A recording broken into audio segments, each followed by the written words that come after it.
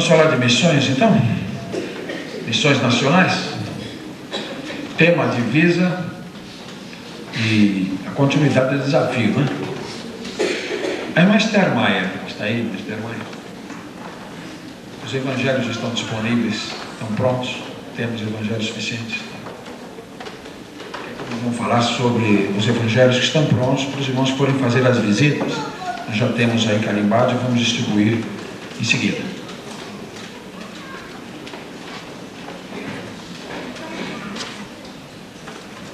Irmãos, vamos relembrar o alvo da nossa igreja é de R$ 4.200. O alvo da escola bíblica dominical já atingiu R$ 2.200. Esse é o alvo da escola. Para completar o alvo da escola para o alvo da igreja ainda falta R$ 2.000. Mas eu creio que nós vamos alcançar este alvo. Vamos falar do nosso tema e a nossa divisa? Quem não tem esse envelope, tem aqui, só que está muito pequenininho. Eu vou falar e os irmãos repitam comigo. O nosso tema: proclamemos ao Brasil, Jesus Cristo é a única esperança. Vamos falar todos? Proclamemos ao Brasil, Jesus Cristo é a única esperança. A divisa: iam por toda parte anunciando a palavra. Atos 8, 4b. Vamos falar todos?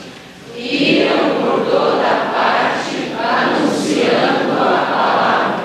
Atos 4, 4b. Ao contrário, né, irmãos? Atos 8, 4b. Isso.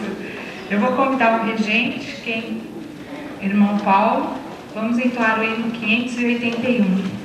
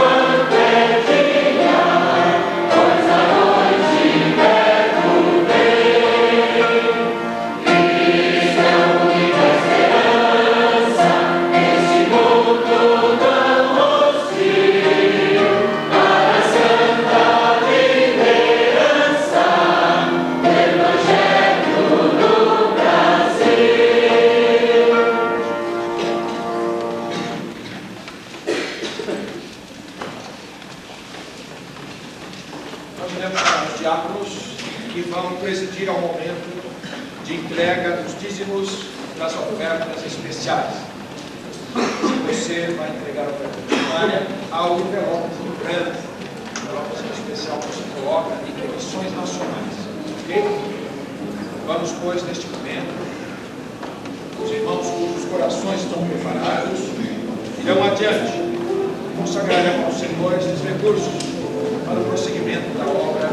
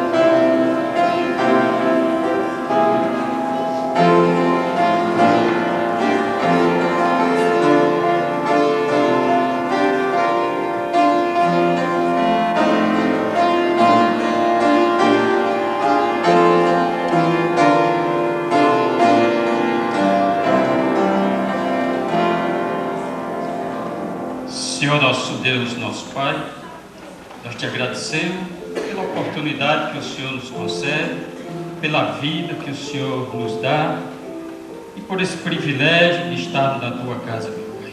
Te agradecemos por tudo que o Senhor tem nos dado e te pedimos que o Senhor abençoe a cada visitante que entrou nesta igreja, abençoa aos teus servos que estão aqui presentes, aos que se dispuseram a vir à frente para trazer suas ofertas, seus dízimos, que o Senhor esteja abençoando a vida de cada um deles e abençoando também aos que não puderam fazer a mesma coisa e que em breve eles estejam com condições de ajudar a tua casa na manutenção dela, meu Pai. Te agradeço pelo pastor que está à frente desse trabalho, que o Senhor seja com ele, com a família dele, com a saúde de cada membro dessa família, meu Pai. Abençoa a tua igreja de modo geral, abençoa os enfermos da tua igreja, que a tua mão santa esteja sobre cada um deles e que em breve estejam recuperados e com a tua ajuda possamos estar todos juntos aqui para louvar e bendizer o teu santo nome, meu Pai. Fica conosco, em nome do Senhor Jesus, eu te peço e te agradeço. Amém, Senhor.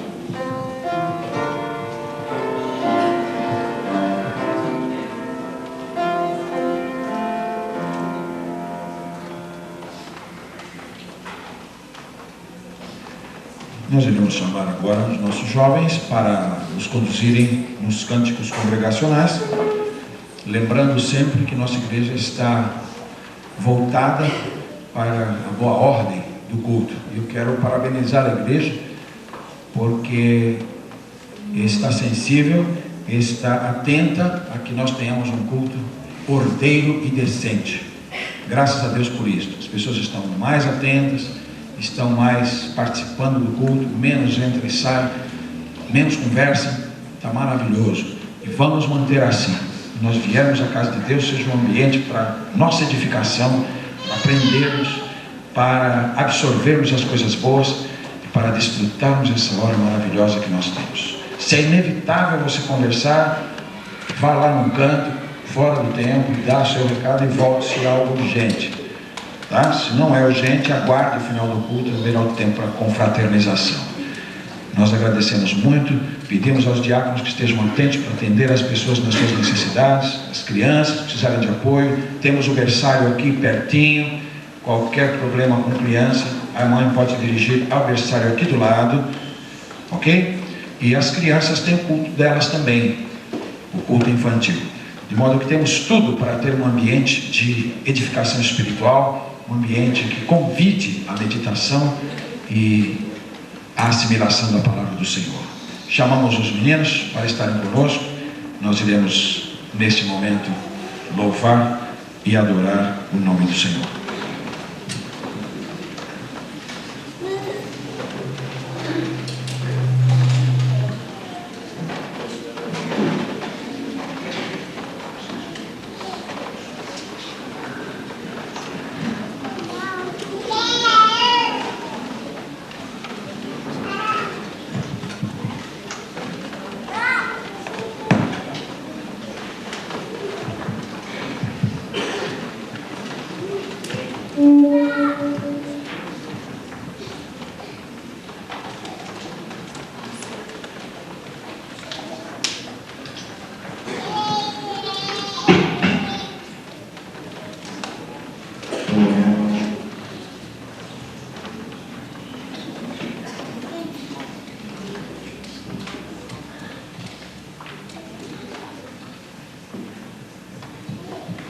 Vamos colocar em pé. O primeiro inédito é Renaldo.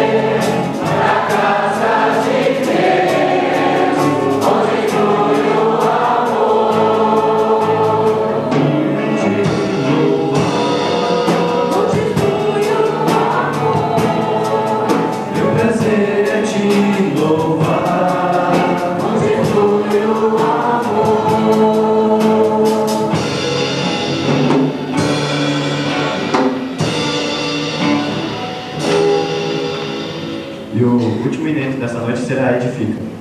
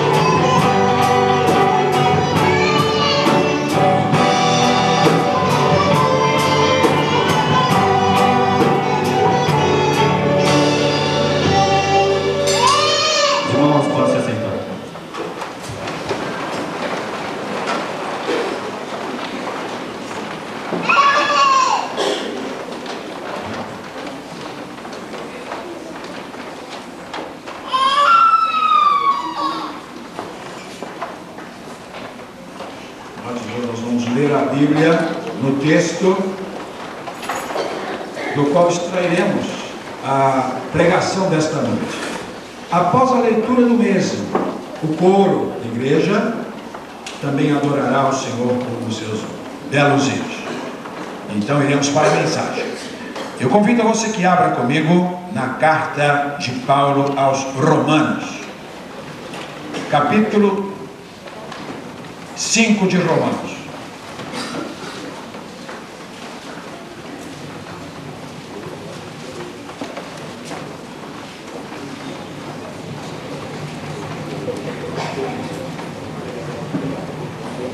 Tem algum instrumento tocando sozinho aqui, gentileza.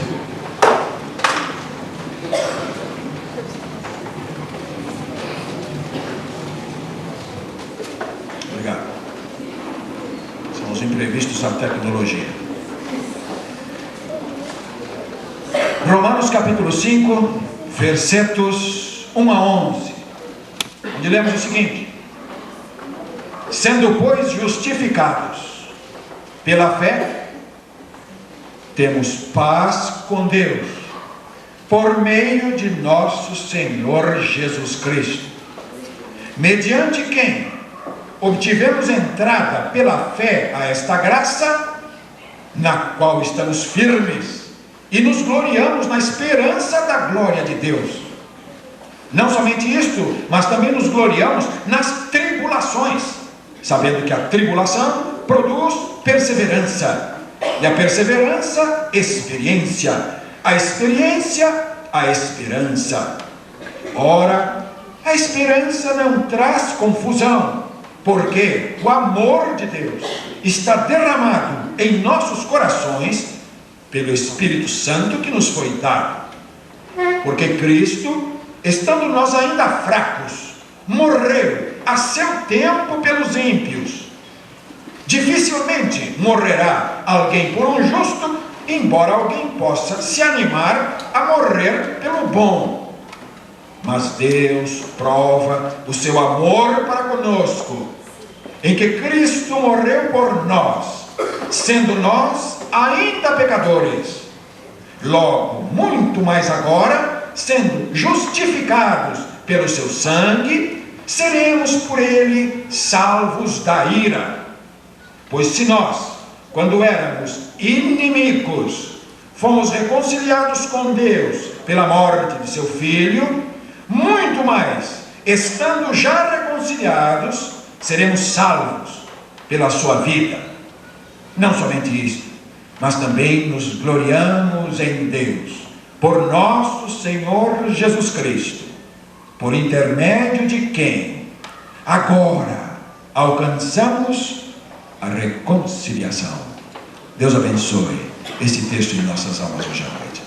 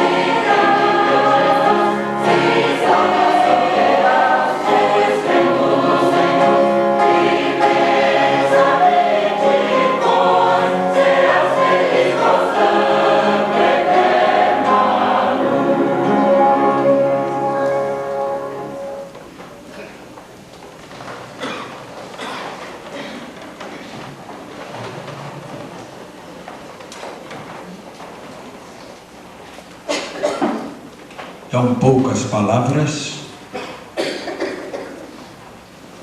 com tão profundo significado. Justificados, pois, pela fé, temos paz com Deus, por meio de nosso Senhor Jesus Cristo.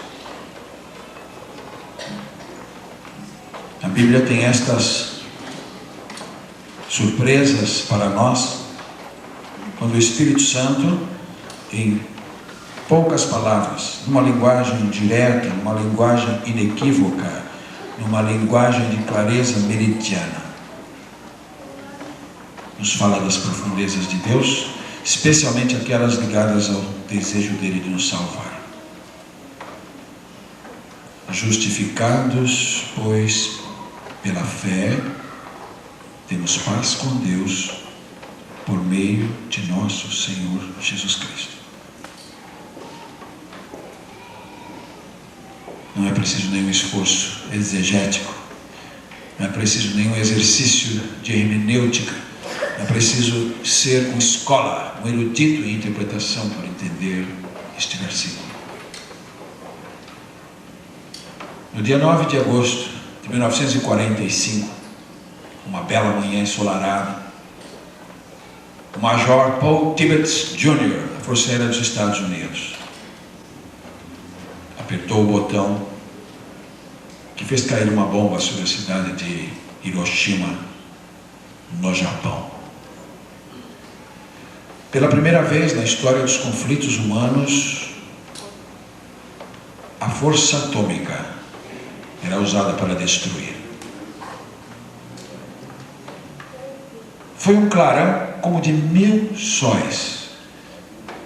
A tripulação precisou soltar a bomba através de um dispositivo de retardo. Ela desceria através de um paraquedas, ela explodiria a cerca de 700 metros acima do solo. Não era uma bomba de impacto, ela explodiria ainda nos ares.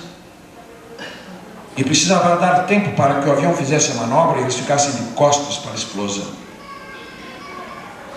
Porque olhar de frente para o que ia acontecer significaria uma instantânea cegueira.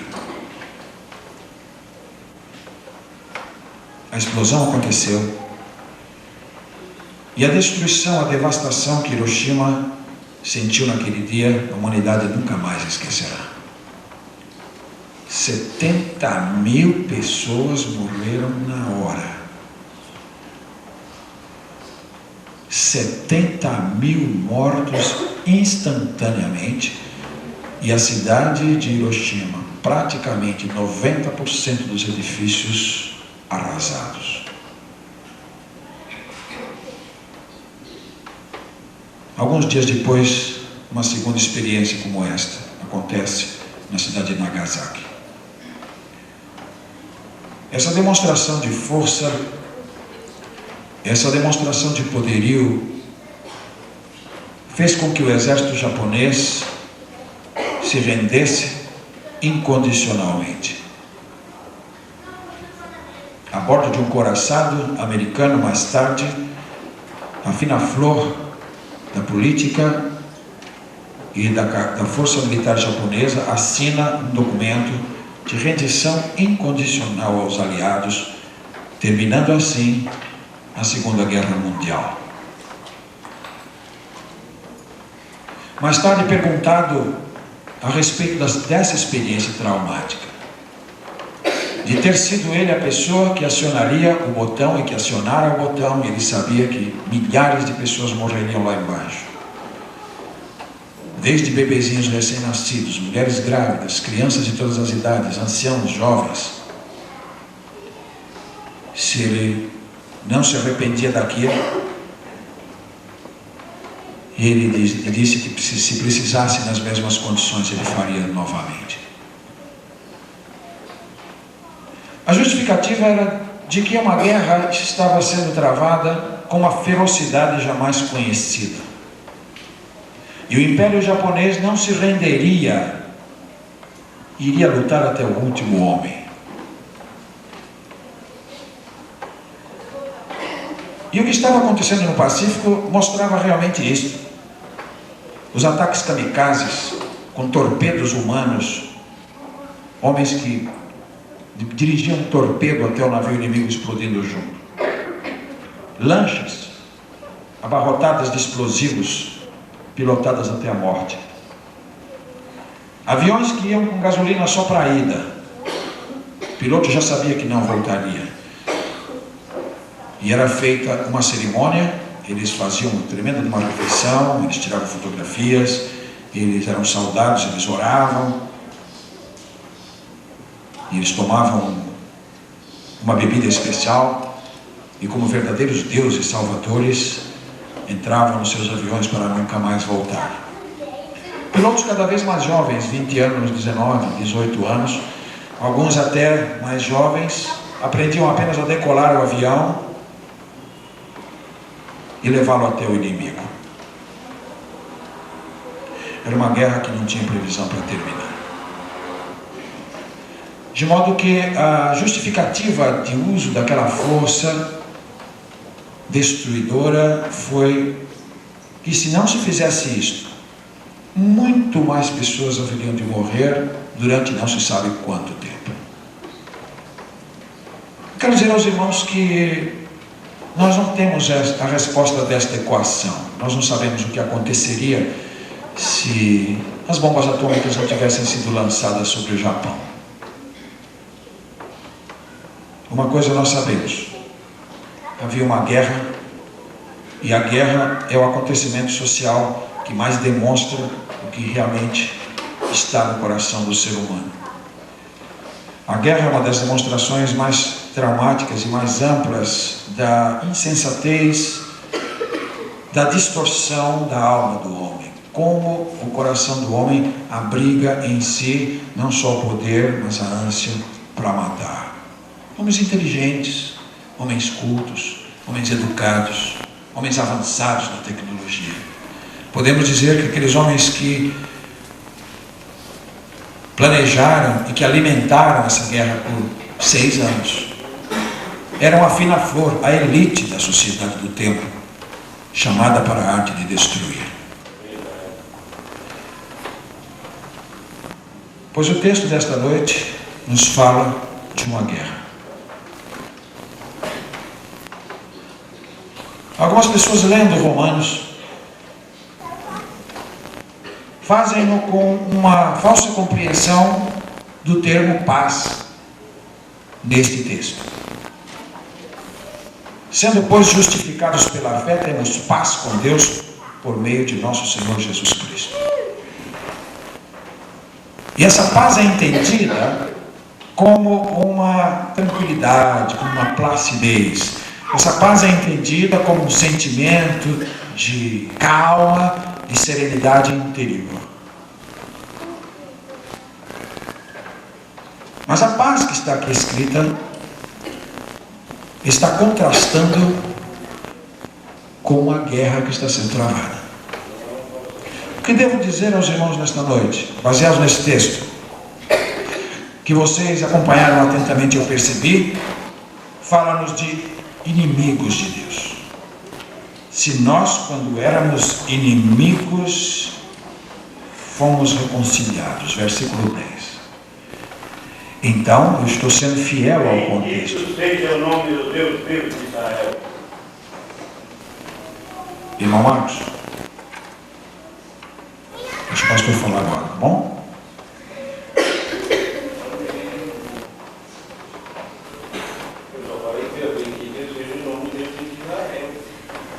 O irmão dá licença, o pastor continua pregando? Então,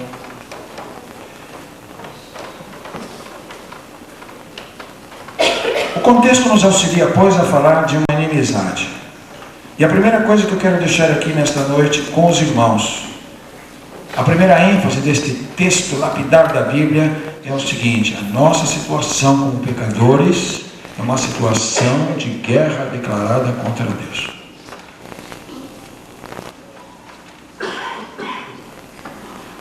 A Bíblia vem desde o começo dizendo desse rompimento de relações.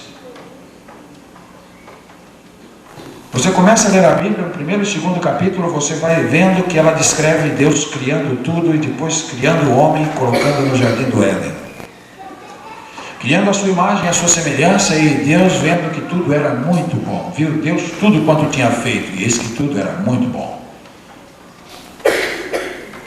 Mas logo no capítulo 3, logo no comecinho da Bíblia, logo nos primeiros traços da história sagrada, a Bíblia demonstra que houve uma ruptura. A Bíblia mostra com letras muito claras que houve um rompimento, houve uma quebra da comunhão inicial. Os nossos primeiros pais, Adão e Eva, e com eles carregando toda a raça que haveria de vir, rompem com Deus radicalmente. E creio que o que está se perdendo na pregação do Evangelho, raríssimas exceções hoje, é um Evangelho que não toca no ponto nevrálgico da questão.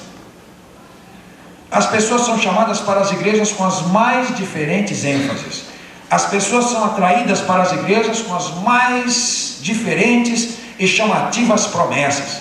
As pessoas são atraídas para a igreja com um quadro, como que se a igreja fosse um tremendo supermercado, onde ofereceria para as pessoas tudo aquilo que os seus desejos, tudo aquilo que impulsa os seus corações, tudo aquilo que suas ambições e vaidades pudessem desejar. As igrejas estão apresentando uma mensagem de um bazar religioso, e um bazar religioso de produtos materializados. Quando a missão da igreja, em primeiro lugar, e qualquer pregador que se preze e que tenha realmente um pouco de temor de Deus, é dizer a verdade em todas as letras. Os homens, você e eu, cada ser humano nascido debaixo deste sol, nasce em oposição declarada contra Deus. Nós nascemos inimigos dele. Esta é a verdade. Pode ser que nós não percebamos ainda o poder destruidor de nossa vida. Pode ser que nós não percebamos ainda o que significa essa resistência. Pode ser que não percebamos ainda o que significa essa insubordinação de nossa parte.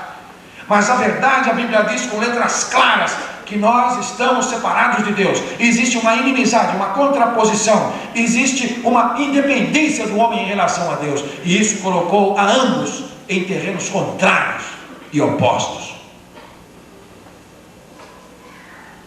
Portanto, ser pecador, senhores, ser pecador é estar inserido numa condição.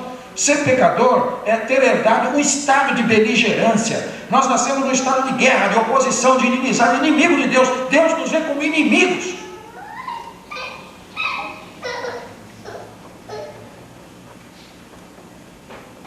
Inimigos que Ele quer conquistar. Inimigos com os quais quer reconciliação. Inimigos que Deus quer vencer. E vai vencer.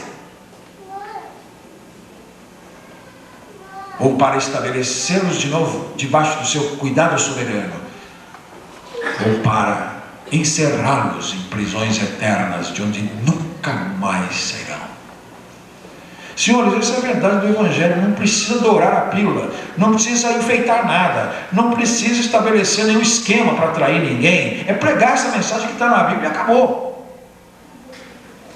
Porque se o pecador entender isso, no dia que ele compreender realmente essa verdade, a situação que ele está, ele clamará pelo socorro de Deus. O dia que o pecador for informado dessa situação, no mínimo ele terá a chance de estar consciente do que ele passa. Ele terá a lucidez necessária, as condições necessárias para buscar essa misericórdia. Ele então estará pronto, ele estará motivado, incentivado a aceitar os termos de rendição que Deus impõe.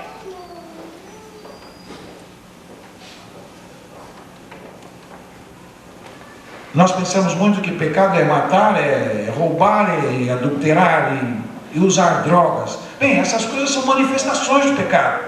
Mas antes que nós tiremos qualquer coisa de alguém, antes que nós experimentemos qualquer tipo de entorpecente, antes que nós façamos qualquer gesto prejudicial a alguém, antes que articulemos o primeiro pensamento, nós já nascemos em inimizade contra Deus. Essas são manifestações exteriores. nós chamaríamos isto de uma relação entre pecado e pecados. Quando a Bíblia fala em pecado, no singular, ela está dizendo nesse estado. Ela está dizendo essa condição de inimizade, de guerra declarada contra Deus. E quando a Bíblia fala de pecados, ela está falando das manifestações exteriores desse coração rebelde. É quando estão em guerra, pegamos em armas. É quando estamos em guerras que destruímos. É quando estamos em guerra que não há limite para os prejuízos e para as perdas infligidas ao outro. É quando os homens estão em guerra que eles vão usar o seu poder destruidor ao máximo. Primeiro é preciso haver uma guerra declarada para depois se usar as armas. Então, senhores, primeiro é preciso reconhecer que nós somos pecadores. Não é porque nós fizemos alguma coisa, é porque somos.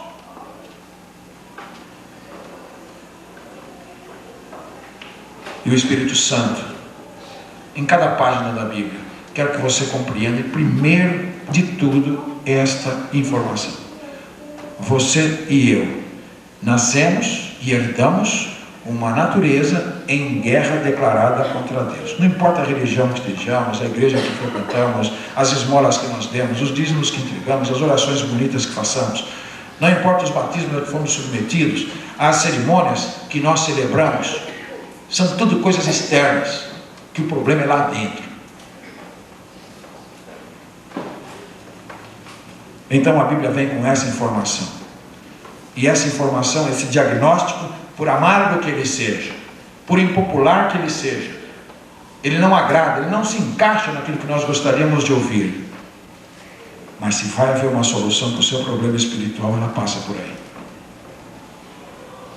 Você precisa ser informado que o seu coração, que a sua alma estão em guerra declarada contra Deus.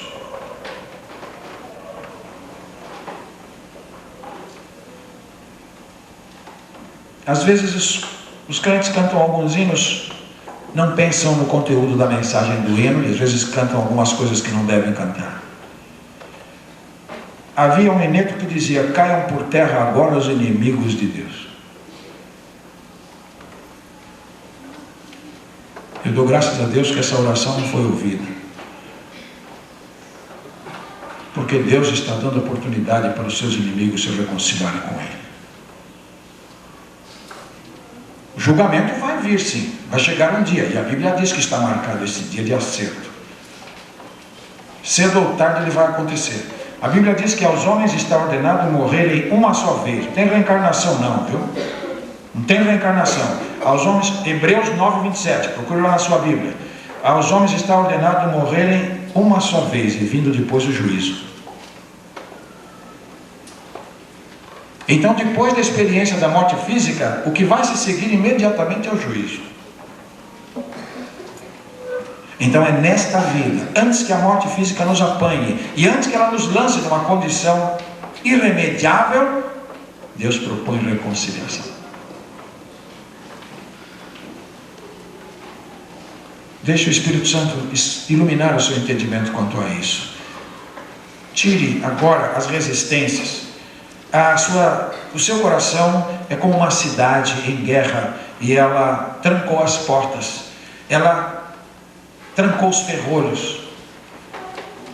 Eu estou lendo de novo a Bíblia este ano pela segunda vez. Já li uma vez, estou lendo a segunda, já estou lá no livro de Jó de novo. E eu estava lendo há dias atrás, essa semana mesmo, Neemias, e ele vai reconstruir as muralhas. E então cada um fazia um pedaço da muralha, cada família fazia um pedaço da muralha, e foram fazendo, e depois diz: e fulano de tal pôs a porta e os ferrolhos da porta. E fulano de tal pôs outra porta do sul e pôs os ferrolhos da porta.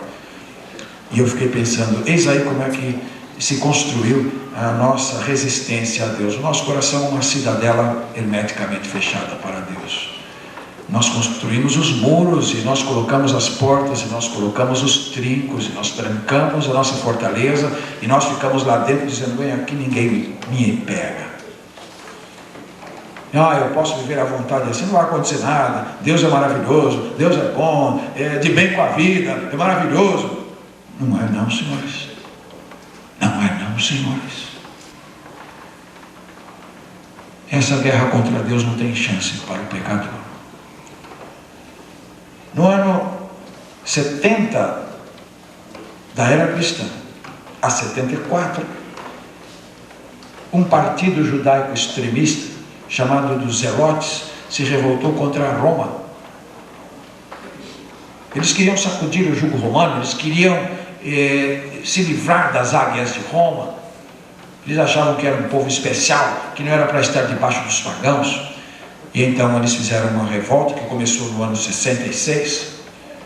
Essa revolta culmina com a destruição do templo de Jerusalém no ano 70. Pega fogo de alto a baixo, não fica uma pedra ali. E então esses homens, uns remanescentes desses revoltosos, esse remanescente foge para o Mar Morto, para uma região ao sul, uns 50, 60 quilômetros ao sul de Jerusalém, perto do Mar Morto. Eles vão para Massada, que é um morro de 300 metros de altura. Fora feita uma fortaleza, havia um reservatório de água do tamanho dessa sala. Então quando chovia, enchia de água ali, e eles ficaram lá em cima, tudo murado em volta. Era grande o suficiente até para poder plantar hortas ali. Ainda hoje pode-se visitar esse lugar, os turistas vão lá para ver o que aconteceu. Mais ou menos 1000 pessoas ficaram ali durante 4 anos resistindo às legiões romanas. Os romanos vieram, cercaram uma área, mas não dava para subir. Era um abismo de 300 metros de altura, as flechas não chegavam até lá, e os soldados não tinham como chegar para combater com a sua força. A cavalaria não sobe. E então os romanos fizeram 2 acampamentos e gastaram 4 anos para poder vencer aqueles homens.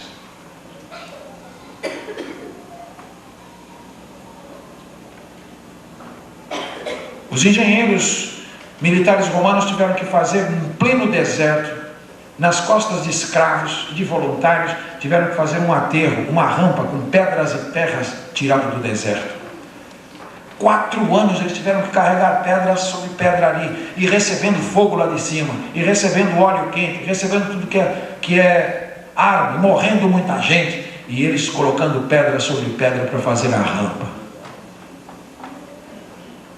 Depois de 4 anos de cerco, a engenharia conseguiu tocar o topo da muralha. E então os aríetes, as armas de guerra, foram puxadas lá para cima. Eles colocaram em posição de fazer uma brecha no muro. E então fizeram uma brecha no muro. Isso aconteceu no final do dia, e eles deixaram para entrar no dia seguinte. Estava lavrada a sorte daquelas pessoas. E então naquela noite, Ben Judá, que era o líder, reuniu todos eles e disse: nós estamos perdidos realmente, não há mais chance, amanhã os romanos vão entrar aqui, e é melhor morrermos com honra do que cairmos nas mãos dos gentios malditos. Fizeram uma festa, cada marido, a esposa, os filhos se reuniram ali e fizeram um pacto de morte. Eles selecionaram 10 homens que iam passar matando todos os outros 900 e tantos. E depois esses 10 iriam sortear um, matar os outros 9 e suicidar-se em seguida. E realmente assim aconteceu. Naquela noite trágica, depois de uma refeição comum, de um discurso inflamado de Ben Judá, cada um beijou a sua esposa, beijou seus filhos e se colocaram em posição para serem mortos. Os 10 homens sorteados vieram então matando a espada um a um. Depois sortearam um que matou os outros 9 e ele mesmo se lançou sobre a espada.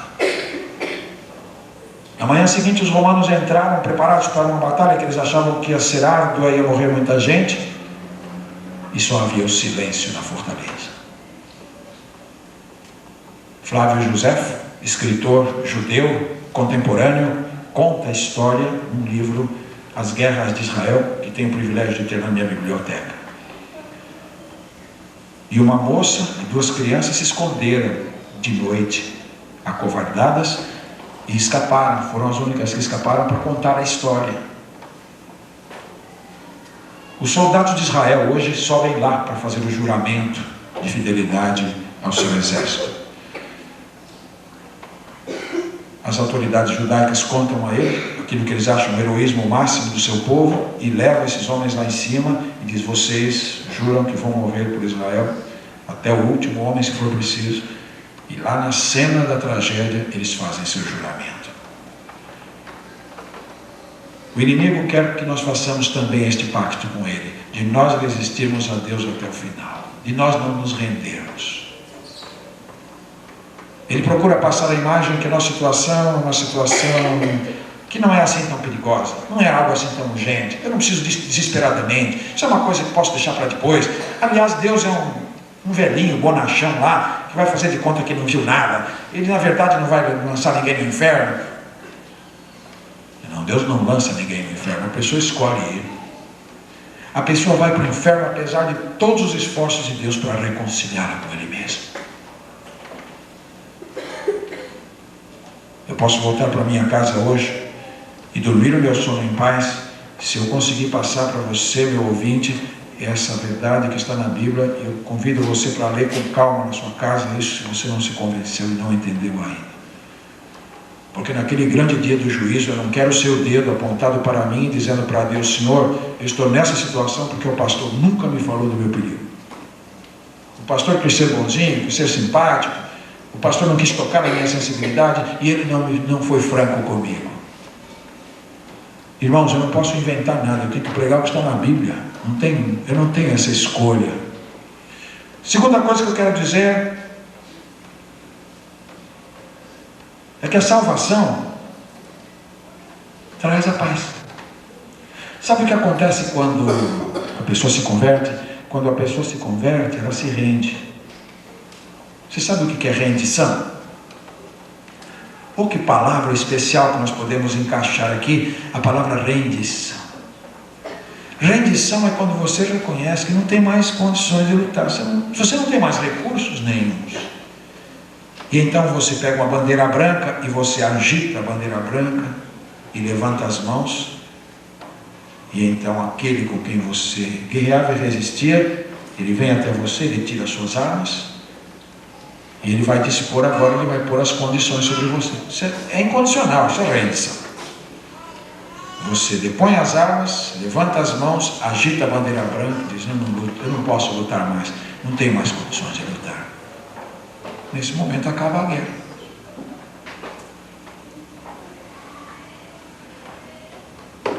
Então o remédio de Deus para isso é conversão, outra palavra para rendição, ou outra palavra para arrependimento. Sabe o que é arrependimento?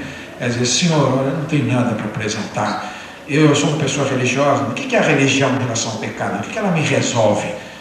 Eu sou um cristão, o que o cristianismo pode fazer por mim? Senhor, eu me apresento a Ti, não tenho condições, eu me rendo, não tenho nada para apresentar.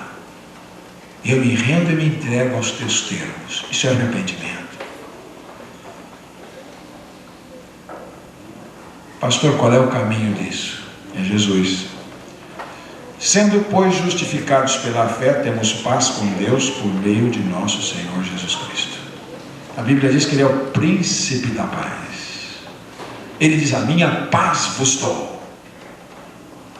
São palavras que traduzem o ato de Jesus de ser esse mediador nesta contenda. Jesus se coloca entre as duas partes opostas, um Deus de justiça, um Deus que exige a perfeição do pecador, e se não for perfeito não pode subsistir na presença dele, e você e eu sabemos que não somos. Eu tenho conhecido e seguido a Jesus Cristo há 35 anos, e tenho descoberto nesses 35 anos que eu não sou pessoa perfeita. E essa descoberta, essa convicção, foi Deus que mostrou. Eu não sabia disso. E é isso que Ele quer mostrar também para você nesta noite. Não há afetação, não há orgulho, não há vaidade, não há prepotência alguma, porque nós não cumprimos o padrão de Deus, você e eu. E então você vai ao mediador da paz. Você vai a Jesus porque Ele já comprou o direito de perdoar você. Ele se colocou no meio. A Bíblia diz que há um só Deus e um só mediador entre Deus e os homens, Jesus, sendo Deus, Ele está ligado ao Pai Celestial, por natureza e por essência. Ele é Deus Filho. E tendo-se feito homem, Ele está ligado a nós, por natureza e por essência. Ele é o Filho do homem. Então Ele pode tomar a minha mão, e pode tomar a mão de Deus, e unir as duas, para sempre e eternamente. São duas palavras que eu quero encerrar agora. Palavra justificados. Você viu o que está aqui escrito, justificados, pois? Sabe o que significa a palavra justificado?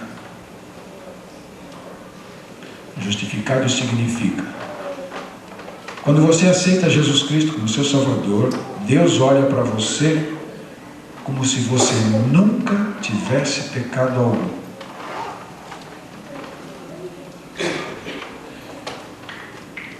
Quando eu rendo as armas, eu reconheço que sou um pecador, eu me arrependo sinceramente, eu reconheço que a minha vontade se opõe à de Deus, e eu desejo os termos dele. Então eu vou a Jesus, porque Jesus é a medida da minha salvação.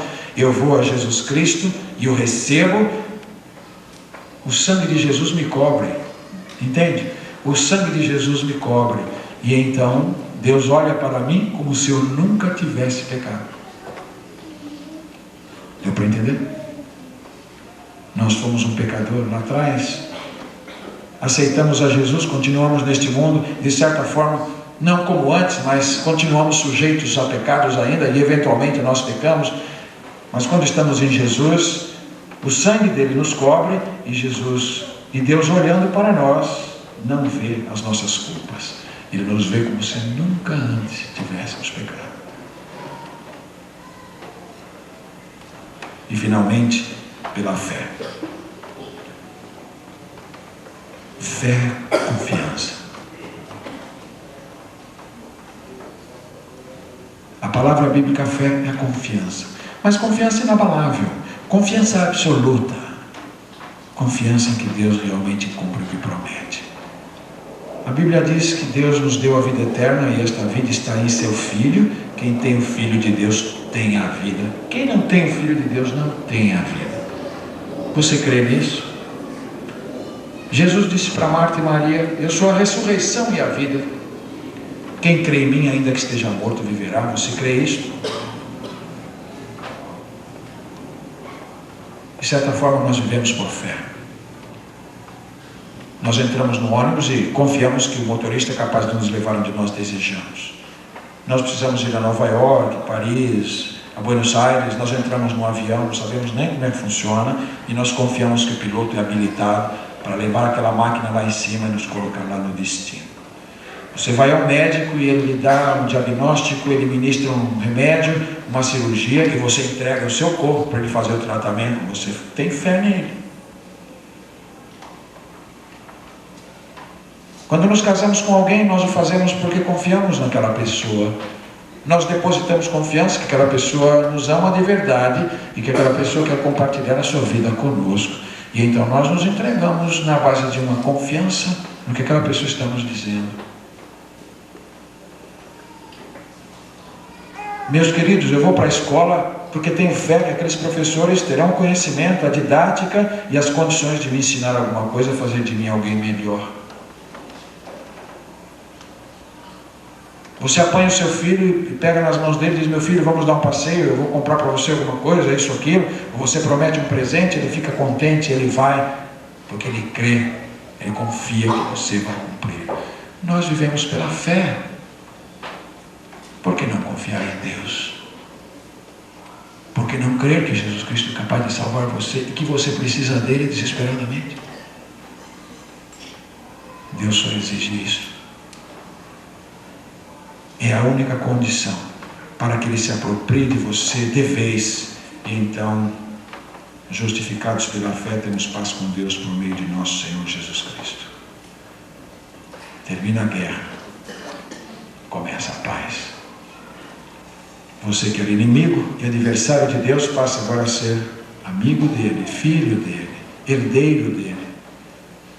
Você que se opunha, você que orgulhosamente recusava a sua misericórdia, agora se coloca sob seus cuidados paternais. Você descansa sobre a promessa você descansa sobre o caráter confiável de Deus. Você que o temia, que achava nele um intruso em sua vida, agora você sabe que ele é tudo para você. E você não pode mais viver sem ele. E você descansa. Justificados pela fé, temos paz com Deus, por meio de nosso Senhor Jesus Cristo. Você quer hoje ter estabelecida com Deus essa paz? Você quer cessar hoje essa resistência? Você quer cessar hoje esta revolta, esta rebelião declarada e aceitar os termos de paz em Jesus Cristo? Simplesmente creia, mais nada. A fé é suficiente, é o acesso, é o que Deus precisa para ter acesso ao seu coração. Tudo mais é resultado, tudo mais é consequência. Ouçamos o coro.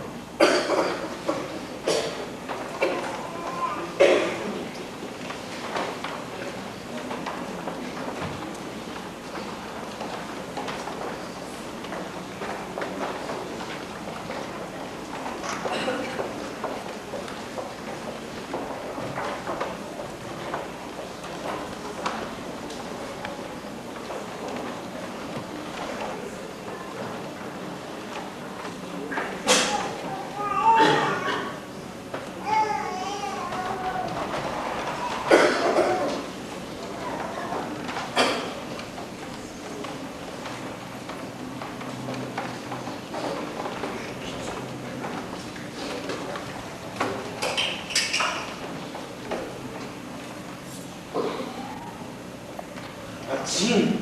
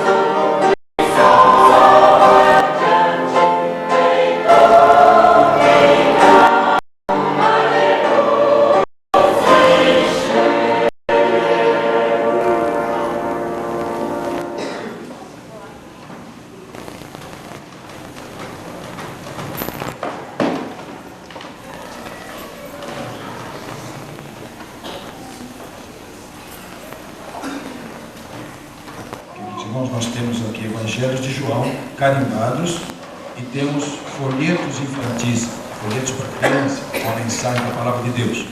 Você que vai visitar essa semana, pegue tantos quantos você imagina que vai precisar, 5, 10, temos aqui, temos os folhetos e algumas fichas aqui, se alguém precisa também poder apanhar logo depois. Nós temos algumas fichas cadastrais para os visitadores. Domingo que vem, através da escola, nós vamos fazer uma divisão mais racional desse material através das classes. Mas hoje, em caráter de urgência, nós temos aqui sobre a mesa, ou lá no gabinete, se alguém quiser apanhar na saída, nós temos para você levar e você realizar a sua visita. Cada pessoa visitada, você entregando um evangelho como este. Oremos. Pai amado, nós te agradecemos por podermos te prestar mais este culto em espírito e em verdade. Por podermos, no âmbito deste templo, abrir a Bíblia e falarmos da justificação pela fé por meio de nosso Senhor Jesus Cristo. Procurando até onde a voz e a palavra humana permitem, deixar claros os termos da salvação, Senhor.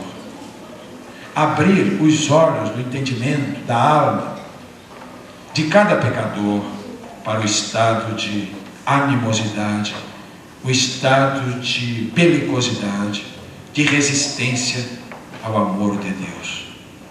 Permite, Senhor, que teu Espírito seja aquele que há de penetrar as profundezas de cada alma aqui presente nesta noite.